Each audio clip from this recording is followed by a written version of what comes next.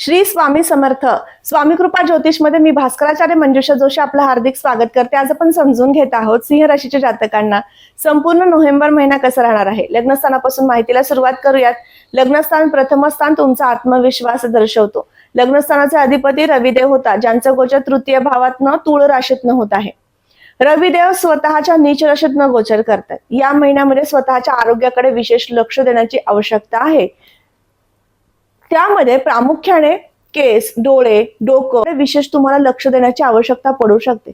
दुसरी गोष्ट म्हणजे या महिन्यामध्ये थोडासा इगो वाढू शकतो किंवा तुम्हाला स्वतःला जो तुमचा मानी स्वभाव आहे, प्रत्येक गोष्टीमध्ये तुम्हाला महत्वाकांक्षी तुमचा स्वभाव असतो, तर त्या स्वभावामध्ये सुद्धा आता काही अंश तुम्हाला माघार घेण्याचे प्रसंग येऊ शकतात.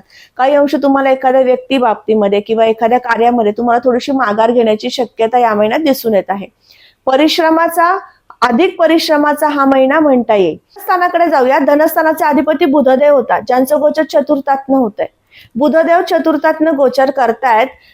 त्यांचं गोचर हे विशेष तुमच्यासाठी असणार आहे, कारण वृश्चिक राशीमधनं मंगळदेवतेच्या युतीमध्ये गोचर करतायत.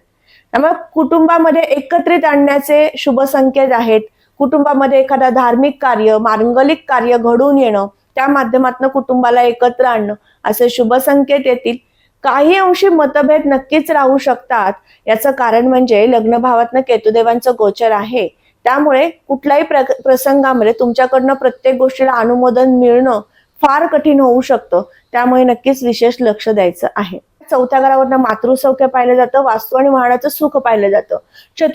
चतुर्थातनं जेव्हा गोचर करतात त्यावेळेस उत्तम वास्तू आपल्या जीवनामध्ये घेण्याचे शुभ संकेत आणतात आणि त्याचबरोबर त्यासाठी लागणारा अर्थार्जन प्राप्त होतं.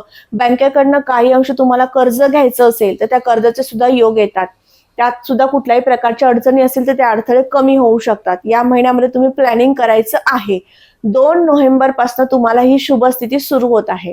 राशीपत्रिकेतील चतुर्थावरनं आपण महत्वाकांक्षा सुद्धा पाहतो. या ठिकाणी जेव्हा मंगळदेव येतात, ज्यांचं कार्य मिलिटरी, पोलीस खातं किंवा अग्निशामक दल, सीबीआय क्षेत्रामध्ये तुम्ही काम करता, फॉरेन्सिक लॅबमध्ये तुम्ही कामाला आहात, किंवा तर तुमच्या सगळ्यांसाठी शुभ संकेत घेऊन येणारी स्थिती या महिन्यात आहे.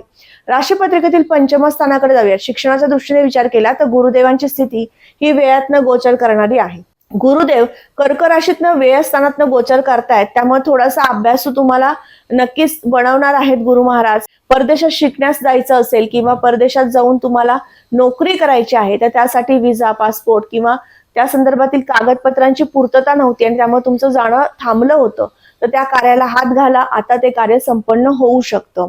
राशीपत्रिकेतील षष्ठ स्थानाकडे जाऊयात. आरोग्याच्या दृष्टीने हा महिना संमिश्र आहे. किरकोळ प्रमाणात तब्येतीच्या तक्रारी राहतील. गुडघेदुखीचा, सांधेदुखीचा त्रास किंवा पायामध्ये थकवा जाणवणं या तक्रारी निश्चित होऊ शकतात.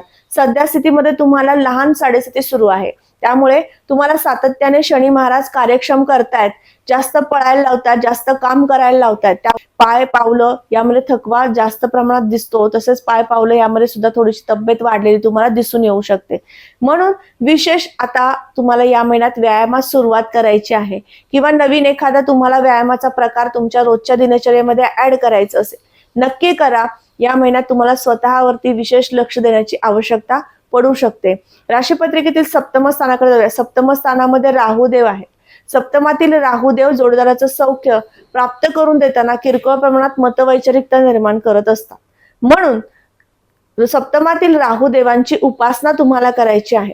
रीम राहवे नमः या मंत्राचा जप करा. ज्यांना विवाह करायचा अशा विवाह इच्छुक वधूवरांना सांगू इच्छिते, या महिन्यात विवाहासाठी अधिक परिश्रम करावे लागतील. 12व्या घरातनं कर्क राशीतनं गुरुदेवांचं गोचर आहे. तुम्हाला अधिक प्रयत्न करावे लागतील. त्या माध्यमातून तुमचं विवाहाचं कार्य संपन्न होईल. सप्तमे शनिदेव अष्टमातनं गोचर करतायत. त्यामुळे तुम्हाला तुमच्या जोडीदाराचं सुख प्राप्त होताना काही अंशी मतभेद होतात, तर तेही कमी करायचेत. 28 नोव्हेंबर नंतर शनी पालट होत आहे. मीन राशीतील शनिदेव हे वक्री अवस्थेत सध्या स्थितीमध्ये गोचर करतायत. ते मार्गी अवस्थेतील गोचर करण्यास सुरुवात करतील. ज्यांचं एखाद्या कोर्टा संदर्भातील रखडलेलं काम होतं, त्यामध्ये तुम्हाला शुभ प्रमाणात फळे मिळत नव्हती, तुमच्या बाजूने निकाल लागत नव्हता, त्या कामाला सुरुवातच होत नव्हती, किंवा तुम्ही न्याय क्षेत्रामध्ये काम करता, न्यायाधीश म्हणून काम करता किंवा वकील म्हणून काम करता, फॅमिली कोर्टामध्ये तुमचं काम आहे, तर अशा सगळ्या वर्गाला सांगू इच्छिते तुमच्याकडनं उत्तम कार्य आता घडणार आहे आणि या संपूर्ण महिन्याभरामध्ये त्याची चाहूल तुम्हाला लागेल. त्या संपूर्ण कार्याची सुरुवात झालेली तुम्हाला दिसून येणार आहे. 28 नोव्हेंबर नंतर या क्षेत्रामध्ये कार्य करणाऱ्या वर्गाला विशिष्ट चांगली स्थिती दिसून येत आहे. राशी पत्रिकेतील भाग्यस्थानाकडे जाऊयात. भाग्यस्थानात मेष रास आहे. भाग्यस्थानाचे अधिपती जे आहेत ते चतुर्थातनं गोचर करतात. शुभ संकेत घेऊन येतील, महत्वाकांक्षी तुम्हाला बनवतील, विशेष तुमच्याकडनं कार्य करून घेतील, कार्यक्षम तुम्ही होणार आहात. त्या माध्यमातून तुम्हाला विविध संधी उपलब्ध करून देतील, नोकरीसाठी पण आणि व्यवसायासाठी सुद्धा. तुम्हाला एखादा व्यवसाय करायचा होता, अनेक व्यवसायाची लिस्ट तुम्ही काढली होती, यामध्ये मला काम करायची इच्छा आहे, परंतु एखाद्या विषयावरती शिक्कामोर्तब होत नव्हता की मी अमुकच व्यवसाय आपल्या करण्यास सुरुवात करावं, तर आता तुम्ही तो निश्चित करू शकाल आणि त्या माध्यमातून त्या व्यवसायामध्ये तुम्ही पदार्पण करू शकता, तो व्यवसाय सुरू करू शकता. पार्टनरशिप मध्ये बिझनेस सुरू करायचा आहे किंवा वैयक्तिक तुम्हाला एखाद्या व्यवसायाला सुरुवात करायची, अशा दोन्ही वर्गासाठी अतिशय शुभ स्थिती आहे. परिश्रमाची जोड तुम्हाला आता अधिक वाढवायची आहे. 7:30 तुम्ही जाताय, लहान 7:30 तुम्ही जाताय, त्यामुळे थोड्या अंशी तुम्हाला थोडासा आळशीपणा आलेला आहे. नक्कीच आळस झटकायचा आहे, हा सगळ्यात महत्वपूर्ण सल्ला तुमच्यासाठी असेल. आळशी वृत्ती अधिक वाढली तर निश्चित तुम्हाला कामामधली गती कमी होऊ शकते, त्यामुळे आळशीपणा कमी करा, हा सल्ला तुम्हाला राहील. राशी पत्रिकेनुसार माहिती घेतोय, त्यामुळे दशमस्थान फार महत्वाचं असतं तुमच्या उद्योग व्यवसायातील रोजच्या दिनचर्येमधल्या घडामोडी पाहण्यासाठी. तर दशमस्थानामध्ये असणारी वृषभ राशी आणि शुक्रदेवांचं जे गोचर आहे ते परिश्रम स्थानातनं होत आहे. म्हणूनच तुम्हाला सुरुवातीला सांगितलं की व्यापार वाढणार आहे, व्यापारातनं लाभ प्राप्त होणार आहे, व्यापार उच्च स्तरावर जाऊ शकतो, पण त्यासाठी तुमच्याकडनं अधिक परिश्रम होणं तेवढंच आवश्यक आहे. इगो प्रत्येक व्यावसायिक वर्गाला आता सांभाळायचा आहे. तुमचा स्वतःचा जो स्वभाव आहे, माणी स्वभाव आहे, निश्चयी स्वभाव आहे, काही अंशी कठोर सुद्धा तुमचा स्वभाव आहे, तर या सगळ्या गोष्टीमध्ये थोडंसं परिवर्तन होणं आवश्यक आहे. व्यापाराच्या ठिकाणी याची तीव्रता वाढली तर निश्चित तुमच्या व्यापारावर याचे अशुभ परिणाम दिसू शकतात. म्हणून नक्कीच तुम्ही या कार्याकडे लक्ष देण्याची आवश्यकता आहे. लाभस्थानाची स्थिती उंचावण्यासाठी आर्थिक लाभ प्राप्त होणार आहेत, परंतु त्याचा दर्जा वाढवण्यासाठी नक्कीच तुम्हाला बुधदेवतेची उपासना करणं आवश्यक आहे. खर्चाचं प्रमाण या महिन्यात अधिक राहू शकतं, खर्चावर नियंत्रण आणायचं आहे. नोकरीसाठी किंवा पर्यटनासाठी किंवा शिक्षणासाठी तुम्हाला परदेशात जाण्याची संधी येणार आहे, त्या माध्यमातून तुमचे खर्च होऊ शकतात. मग त्या खर्चावर नियंत्रण आणण्यासाठी काय कराल, तर या संपूर्ण महिनाभर तुम्हाला दत्त महाराजांची उपासना करायची आहे. ह्रीम द्राम दत्तात्रेयाय नमः या मंत्राचा जप सुरू करा.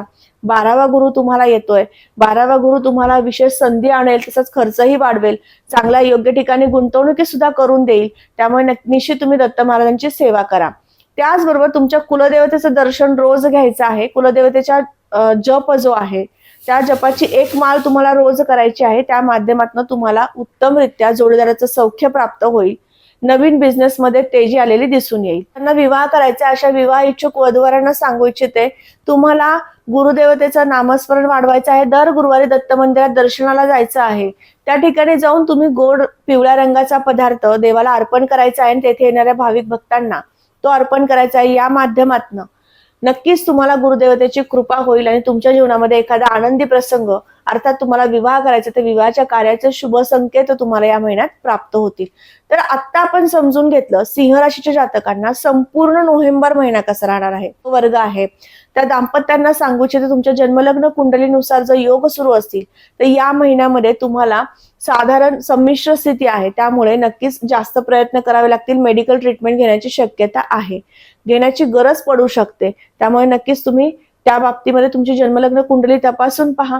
संतती योग शुभ प्रमाणात असेल तर नक्कीच तुम्हाला या काही अशुभ घटना तुमच्या जीवनामध्ये घडणार नाहीत. तुमच्या प्रयत्नांना यश येऊ शकतं. जो वर्ग ब्युटी संदर्भातील काम करतो, अर्थात तुम्ही ब्युटी पार्लर या संदर्भातील काम करणारा वर्ग आहे त्यांच्यासाठी, त्याचबरोबर सौंदर्य प्रसाधने विक्री करणारा वर्ग जो आहे यांच्यासाठी, सोने चांदीचा व्यापारी वर्ग आहे यांच्यासाठी हा संपूर्ण महिना उत्तम आहे. तुम्ही शुक्रदेवतेची उपासना केली किंवा तुमच्या कुलदेवतेचा नामजप केला तर निश्चित तुमचा व्यापार वाढलेला तुम्हाला पाहता येणार आहे आणि त्या माध्यमातून योग्य ठिकाणी मोठ्या गुंतवणुकीची संधी उपलब्ध होणार आहे. निश्चित तुम्ही या सगळ्या माहितीचा लाभ घ्या, या उपासनेचा लाभ घ्या, या उपासना सुरू करा. तुमच्या जीवनामध्ये आनंद, उत्कर्ष आणि त्याचबरोबर आर्थिक प्रगती झाल्याशिवाय राहणार नाही. जो वर्ग 7:30 जातोय त्यामुळे काही अंशी माझ्या जीवनात या काही गोष्टी घडतच नाही, मी कम नशिबी आहे असं जो म्हणतो, त्यांना मी एक सल्ला देऊ इच्छिते. तुम्ही जे कर्म करता, तुम्ही जे काम हाती घेतलेलं आहे, त्या कामामध्ये तुम्ही किती कृतिशील आहात ते पाहणं महत्वाचं असतं, ज्या माध्यमातून तुमच्या जीवनामध्ये अशुभ काळ कमी होतो आणि शुभत्वाची मोठ्या प्रमाणामध्ये रेलचल सुरू होते. जीवनामध्ये आर्थिक प्रगती घडत असते आणि आत्मविश्वास वाढत असतो. म्हणून दिलेल्या उपासना करा, स्वामींच्या सेवेत राहा, नामजप करत राहा आणि आनंदी, उत्साही आणि जीवनामध्ये नक्कीच कार्यक्षम बना. पुन्हा भेटणार आहे अशाच माहितीसह. तोपर्यंत तुमच्या दैनंदिन जीवनशैली व्यतीत करताना काही अडचणी येत आहेत, समस्येतनं जावं लागतंय, मार्गदर्शन हवं आहे, नक्की मला संपर्क करू शकता. त्यासाठी खाली मी माझा व्हॉट्सअप नंबर दिलेला आहे, त्यावरती तुमची जन्मतारीख, वेळ, जन्म ठिकाणी माहिती पाठवायची आहे, वेळ बुक करायची आहे आणि निश्चित माझ्यासोबत संपर्क करायचा आहे. पुन्हा भेटणार आहे अशाच माहितीसह. तोपर्यंत आता रजा घेते. श्री स्वामी समर्थ. जय जय स्वामी समर्थ. रामकृष्ण हरी.